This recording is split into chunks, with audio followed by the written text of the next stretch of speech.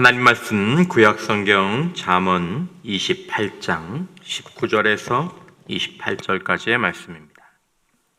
잠언 28장 19절에서 28절까지의 말씀.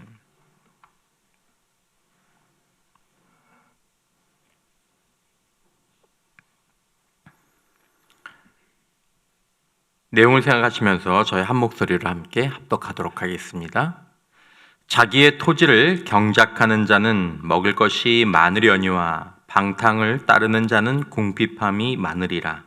충성된 자는 복이 많아도 속히 부하고자 하는 자는 형벌을 면하지 못하리라. 사람의 낯을 보아주는 것이 좋지 못하고 한 조각 떡으로 말미암아 사람이 범법하는 것도 그러하니라. 악한 눈이 있는 자는 재물을 얻기에만 급하고 빈궁이 자기에게로 임할 줄은 알지 못하느니라. 사람을 경책하는 자는 혀로 아첨하는 자보다 나중에 더욱 사랑을 받느니라. 부모의 물건을 도둑질하고도 하고서도 죄가 아니라 하는 자는 멸망받게 하는 자의 동륜이라. 욕심이 많은 자는 다툼을 일으키나 여호와를 의지하는 자는 풍족하게 되느니라.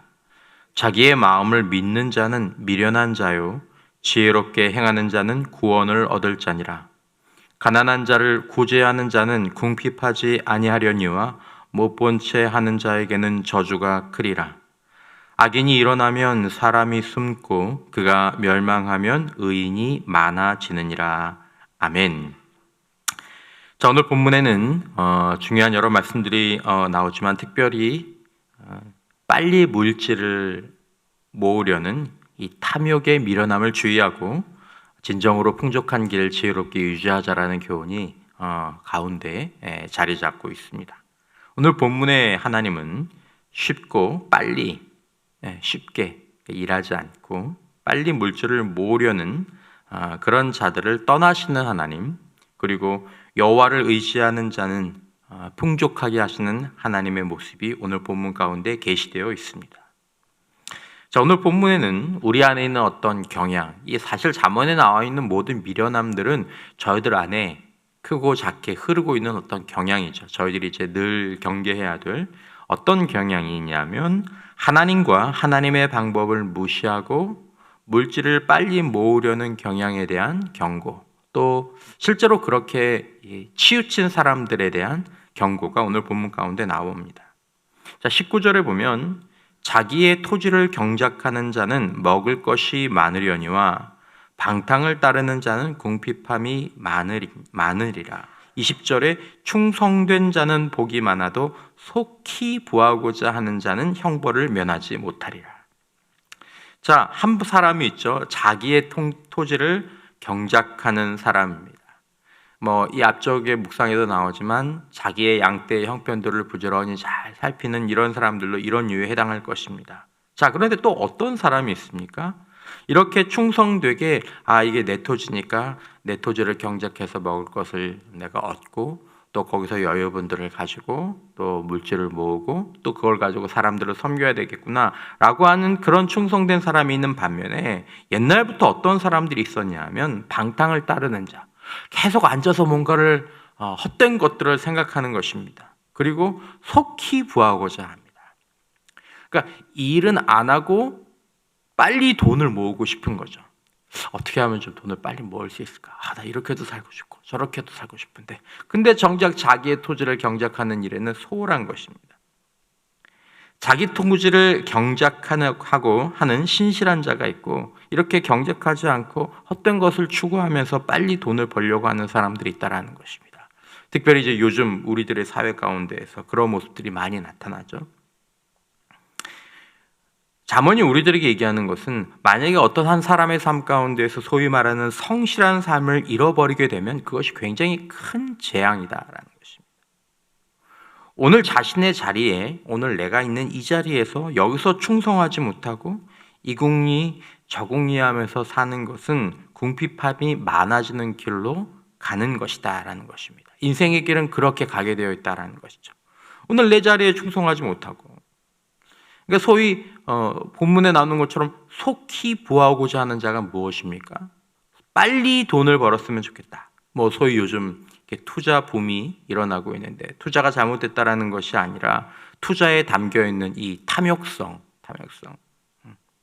빨리 내가 내일 안 하고 돈이 확 불어나서 누구는 몇십 프로 벌었다는데 그 저변에 속히 부하고자 하는 마음이 덮여 있는데 이것이 영적으로 굉장히 좋지 않고 나중에 이제 인격적으로도 이제 피폐해지고 결국 나가서 삶에 문제가 생기게 되는 부분이다라는 것이죠. 투자는 죄가 아니지만 속히 부하고자 하는 마음 반드시 나쁜 대가가 따라오게 된다라는 거예요. 그 기준이 어디 있느냐? 자기 토지를 경작하는 것에 대해서 이거 안 했으면 좋겠다. 이거 안 하고 그냥 편하게 살았으면 좋겠다. 매일 성경에 보면 이런 표현이 나옵니다. 빠르게 재물을 모을 수 없다는 것을 받아들여라. 굉장히 마음이 와닿더라고요. 빠르게 재물을 모을 수 없다는 것을 받아들이라라는 것입니다. 주변에 빠르게 재물을 모으는 거죠. 1년에 몇 배씩 늘어났다. 매년에 몇 배씩 늘어났다. 거기에 마음을 쓰면 큰일 납니다. 거기에 마음을 쓰면 정말 큰일 납니다. 반면에 성실과 정직과 가난한 자들에게 눈을 가리지 않는 삶, 자문의 표현들이 굉장히 적나라하죠. 우리 안의 모습을 딱딱 비춰줍니다. 가난한 자요, 봤어요, 들었어요. 근데 돈 내가야 될 것 같으니까 못 본 채 하는 거죠. 몰라, 난 몰라. 그런 삶은 하나님이 약속하신 진정한 부에 이르게 된다는 것을 기억하자라는 것입니다. 저는 이 부분이 이거는 해설 부분에서 영어 성경에 나와 있 영어 해설 부분에 나와 있는 부분이었는데 마음에 참 많이 와닿습니다. 그래, 우리가 빠르게 재물을 모을 수 없다는 것을 받아들여야 돼. 요즘 사람들이 막 저기 하니까 빠르게 재물을 못 모으면 그게 바보라고 생각하는데 아니라는 거죠. 오히려 역설적인 하나님의 방법, 성실과 정직함, 양떼의 형편을 부지런히 살피고 자기 토지를 경작하고 가난한 자들에게 자신의 물질로 구제하면서 하나님이 약속하신 진정한 부, 여러분과 저에게 하나님이 약속하신 그 진정한 부를 받을 수 있는 준비, 또 그것들이 부여해지는 은혜가 있기를 주님의 이름으로 축원합니다. 재물 빠르게 못 모읍니다. 하나님께서 우리에게 주시는 복의 방법이 그런 거죠. 27절에 가난한 자를 구제하는 자는 궁핍하지 아니하려니와 못 본 채 하는 자에게는 저주가 크리라. 돈이 아까워서 가난한 자와 상황을 보고도 못 본 채 하는 것이죠. 잠언의 유명한 표현이죠. 기억나시죠? 하나님께 꾸어드려라. 하나님께 꾸어드려라. 네, 하나님 빌려줬어요. 하나님께, 어려운 하나님께. 놀라운 말씀입니다. 22절에 악한 눈이 있는 자는 재물을 얻기에만 급하고 빈궁이 자기에게로 임할 줄은 알지 못하느니라. 재물을 얻는데 악하게 얻는 거죠. 재물이 기준이 되어서 다른 것들은 보지 못하는 것, 그것은 빈궁으로 가는 지름길이 된다는 것을, 이걸 어떻게 되지 우리가 묵상하고 이해해야 한다는 것입니다. 돈도 잃어버리게 되고 진짜 중요한 것도 잃어버리게 된다는 것이죠. 성경 전체가 교훈하는 바 돈은 모으라고 주시는 것이 아니라 잘 사용하라고 주시는 것입니다. 그리고 의미 있게 사용한 물질은 하늘에도 남는 것이 있게 되는 것이죠. 하나님께 빌려드리는 것이죠. 잠언은 재산을 늘리는 것에 대해서, 재산이 늘어나는 것에 대해서 그것에서 복이라고도 얘기하고 있습니다. 그러나 정확하게 잠언은 그 재산이 늘어나는 방식에 관해서 언급을 하고 있는 것이죠. 또 이렇게 재물이 자신의 마음 가운데에서 재물이 늘어나고 재물이 많아지는 것에 영혼과 생각이 그냥 꽂혀져 버리면 어떤 일도 일어날 수 있습니까? 24절에 부모의 물건을 도둑질하고도 하고서도 죄가 아니라 하는 자는 멸망받게 하는 자의 동륜이라. 되게 이 표현이 굉장히 센 표현인데요. 물질에 대한 탐욕이 부모의 것을 이제 일할 힘이 없어서 이제 그 물질 가지고 살아야 되는 그 부모의 것을 빼앗는 데까지 이른다는 것입니다. 이런 사람들이 잠언의 시절부터도 있었다라는 것이죠. 잠언은 부모의 물질을 빼앗는 사람을 살인자보다 더 악한 사람이다라고 얘기합니다. 멸망하는 자의 동료라는 말, 살인자라는 거예요. 살인자하고 똑같은, 살인자보다 나쁜 놈이다. 이렇게 얘기하는 거죠. 이 사람들은 구원을 못 받은 사람이죠. 예수 안 믿는 사람이죠. 영혼이 빼앗긴 사람이죠. 부모에게 이만큼까지 하게 되면 이거는 그렇다고 봐야 됩니다. 영이 살았다면 그 안에 중심에 하나님이 성령이 계시면 그럴 수가 없죠. 그럴 수가 없습니다. 25절에 보면 욕심이 많은 자는 또 뭘 일으킵니까? 이렇게 다툼을 일으켜죠. 재물에 욕심이 있는 사람은, 재물이 기준이 된 사람들은 어디나 그걸 가지고 생각하면서 이 다툼을 일으키게 돼요. 반면에 여호와를 의지하는 자는 풍족하게 되느니라. 이게 서로가 반대말이 아닌데 반대말처럼 붙어 있죠. 욕심이 많은 자는 다툼을 일으키나, 아니면 뭐 욕심이 없는 자는 어떻게 된다라고 얘기해야 되는데, 여호와를 의지하는 자는 풍족하게 된다라는 것이죠. 이 욕심은 다툼을 일으키게 됩니다. 그러나 하나님께서 우리의 수고를 통해 풍성하게 하실 것을 기대하는 자들은 물질 때문에 다투지 않는다라는 거죠. 그래, 너 해라. 아브라함이 큰 시험을 한번 넘지 않았습니까? 롯과의 그 소돔과 고모라를 앞에 두고 물질에 대한 큰 시험을 한번 딱 넘었죠. 그래, 너 해라. 여러분, 우리들 안에 있는 영적인 그 큰 적, 늘 우리들 안에 이렇게 조금씩 있지만 확 필 수도 있고, 주님나라 갈 때까지 주의해야 될 영적인 3대 적, 교만, 탐욕, 정욕, 이 세 가지 우리 안에 항상 주의해야 되는 것이죠. 우리 안에 머물러 있는 재앙의 불씨들입니다. 하나님의 임재 앞에 깨어서 하나님과 동행하는 것 이외에는 이걸 통제할 힘이 없는 거죠. 내 안에 예수가 나를 통해서 풍성히 살아가실 때만 이것들을 진짜 통제할 수 있지, 이 교만과 정욕과 탐욕과는 정면 승부하면 거의 다 집니다. 또 이 물질에 대한 욕심이 있는 사람들은 어떤 행동들을 하게 됩니까? 21절에 사람의 낯을 보아주는 것이 좋지 못하고 한 조각 떡으로 말미암아 사람이 범법하는 것도 그러하니라. 사람을 차별 대우하는 것이죠. 사람을 차별 대우하는 거죠. 네 편, 내 편. 이거 강한 건 절대로 좋지 않습니다. 절대로 좋지 않습니다. 모두 다 내 편이라고 생각해야 되는 거죠. 긍휼히 여기고 은혜의 정신으로 살아가는 거죠. 내 안에 주님이 나를 다스리는 만큼 우리에게서는 긍휼과 은혜의 정신이 흘러나오게 될 것입니다. 하지만 그것들이 우리 안에 아직 여전히 영적으로 어린아이와 같다면 이것이 힘들죠. 누가복음 15장의 첫째 아들처럼 다른 기준으로 살아갈 수밖에 없는 거죠. 누가복음 15장의 첫째 아들은 결국 돈이 문제였던 거예요. 이거 왜 주냐라는 거예요. 왜 주냐는 거예요. 내가 못 받는 거지만 이거 왜 주냐라는 거죠. 그게 계속 신경이 쓰이는 거죠. 저거 나도 못 받는 건데 왜 쟤한테 주나. 그러나 아버지의 마음, 하나님의 마음은 아닌 거죠. 이 불공평한 은혜는 본질적으로 불공평하지 않습니까? 여러분과 저도 불공평한 하나님의 은혜를 받은 사람들인 줄 믿습니다. 아멘 안 하시나? 하나님의 은혜가 불공평하게 왔지 않습니까? 내가 뭘 잘했다고 나는 용서해주고 나는 끝까지 참아주시고, 내가 받은 은혜가 이렇게 큰데 다른 사람들한테 은혜 주시면 나도 그만큼 받았는데 하나님 주시죠. 그렇게 사는 것이죠. 진리와 사랑, 공의와 인자를 조화시키는 것이 어려운 일이지만 우리가 하려고만 한다면 우리 안에서 하나님 이것들을 조화시킬 수 있도록 하시는 것이죠. 어떻게 공정하게 하면서도 어떻게 은혜를 베풀 수 있습니까? 머릿속으로는 안 됩니다. 그러나 삶의 현장 가운데서 하려고 하면 이걸 되게 하신다라는 거죠. 반발은 있겠지만. 몇 가지 더 하나님께서 주시는 교훈은 23절에 사람을 경책하는 자는 혀로 아첨하는 자보다 더욱 사랑을 받느니라. 이 사람에게 아첨하는 것은 영적으로 무익하고 해로운 행동이라는 뜻이죠. 아첨하는 것은. 아첨이란 앞에서는 듣기 좋은 소리를 한다는 뜻도 있지만 결국 뒤에서는 나쁜 소리를 한다라는 것이죠.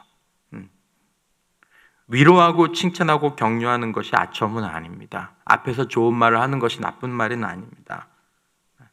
위로하고 칭찬하고 격려는 다릅니다. 그러므로 자신이 잘못할 때 나의 티끌처럼 보이는 들보 같은 문제를, 이번 주에 그런 말씀이 있었죠. 그런 문제를 비춰줄 수 있는 그런 친구와 사람들이 필요하다라는 거죠. 사람을 경책한다라는 말은 그냥 나쁜 소리하고 정죄한다라는 말이 아니라 내가 잘못할 때 나에게 티끌처럼, 나는 별 문제 아닌 것처럼 보이지만 들보 같은 그 문제를 이렇게 비춰줄 수 있는, 여러분 누가 있습니까? 그런 사람이. 여러분과 저를 경책할 수 있는 사람이 누가 있습니까? 이런 사람들이, 이런 친구들이 집 안에 있으면 좋고 더 나아가서 집 밖에도 있으면 좋은 거죠. 야, 너 이렇게 하면 안 돼. 이게 길이야.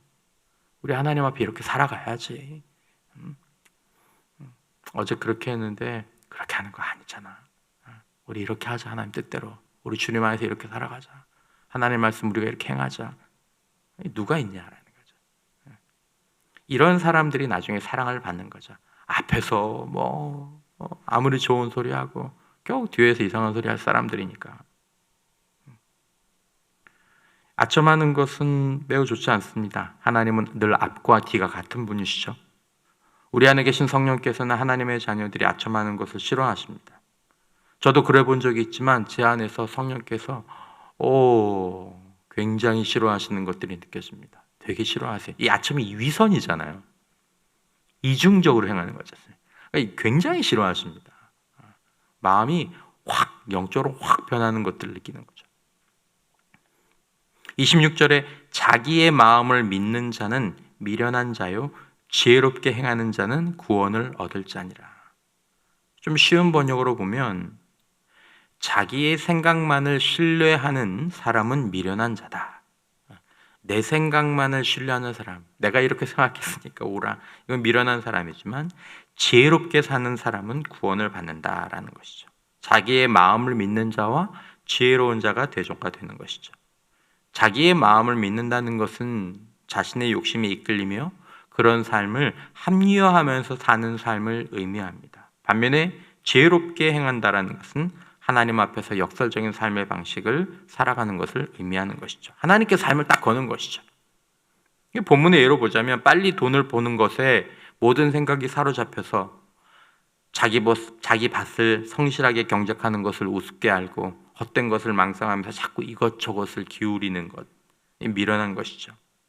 하나님과 가난한 자들에게 인색하고 뇌물과 속이는 것은 원래 그렇게 하는 거야. 다 그렇게 하는 거야. 돈 중심으로 살면서 싸우고 부모의 것까지 눈독을 들이면서 저게 언제 내게 될까? 빨리 가지고 와야지. 이 눈독을 들이며 사는 거죠.